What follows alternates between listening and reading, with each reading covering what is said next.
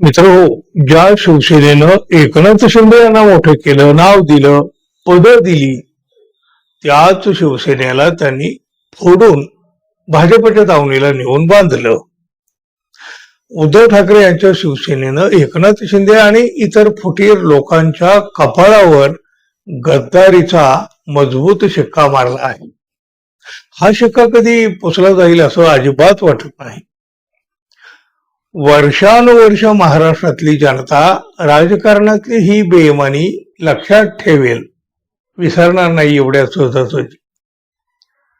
उद्धव ठाकरे आणि त्यांचे शिलेदार तर एकनाथ शिंदे यांना आणि त्यांच्या साथीदारांना गद्दार, धोकेबाज असं म्हणतच आहेत, पण आता मराठा समाजही एकनाथ शिंदे यांच्या विरुद्ध चवताळून उठलेला आहे. मराठा समाजानंही त्यांना धोकेबाज ठरवलं आहे. मनोज जरांगे पाटील यांनी मराठा आरक्षणाचं आंदोलन उभं केलं तेव्हा या आंदोलनामागं एकनाथ शिंदे यांचा हात असल्याचाही आरोप करण्यात आलेला होता. मनोज जरांगे पाटील हे देवेंद्र फडणवीस यांच्याबद्दल अत्यंत टोकाचे बोलत होते, पण एकनाथ शिंदे यांना मात्र ते बाजूला ठेवत होते. तेच मनोज जरांगे पाटील आज एकनाथ शिंदे यांच्याच विरोधामध्ये आक्रमक झालेले आहेत. या मनोज जरांगे यांनी थेट एकनाथ शिंदे यांनाच इशारा दिलेला आहे,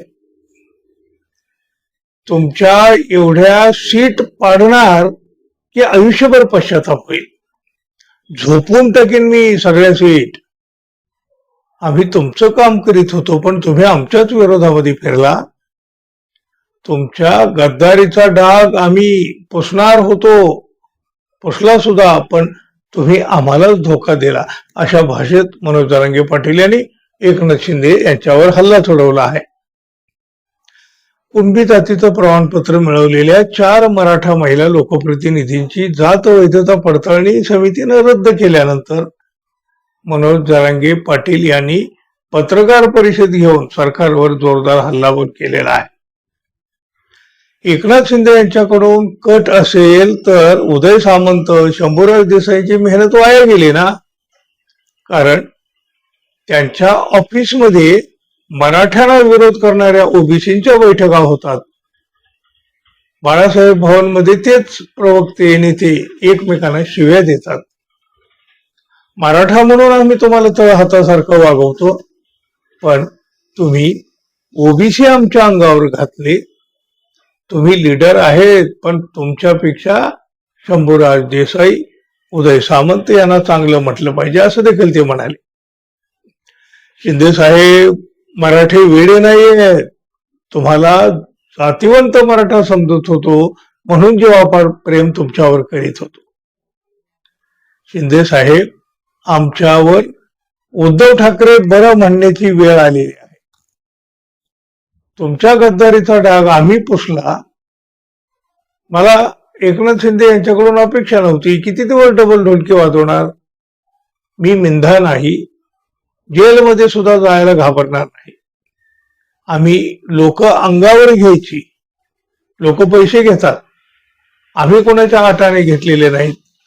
जातिवंत असाल तर दाखवून द्या शिंदे साहेब, असं आव्हान सुद्धा जरांगे पाटील यांनी दिलं. मराठा आरक्षणाला विरोध करणारे लोक उपमुख्यमंत्री कार्यालयामध्ये कसे पोहोचतात असा सवाल करीत शिंदे साहेब, तुम्ही आमच्या सोबत डबल गेम खेळत आहात का, असा थेट प्रश्नही त्यांनी विचारलेला आहे. यावेळी त्यांनी शिवसेनेचे मंत्री संजय शिरसाट आणि खासदार संदीपान भुमरे यांच्यावर सुद्धा निशाणा साधला. संजय शिरसाट यांच्या बंगल्यात माझ्या विरोधात बैठका घेण्यात आल्या. सरकारच्या आदेशावरून आपल्या विरोधात विविध समाजातील लोकांना उभं करून आंदोलनं घडवली जात असल्याचा आरोप सुद्धा त्यांनी केला. आजवर मराठा समाजाचा एकनाथ शिंदे यांना सॉफ्ट कॉर्नर मिळत होता.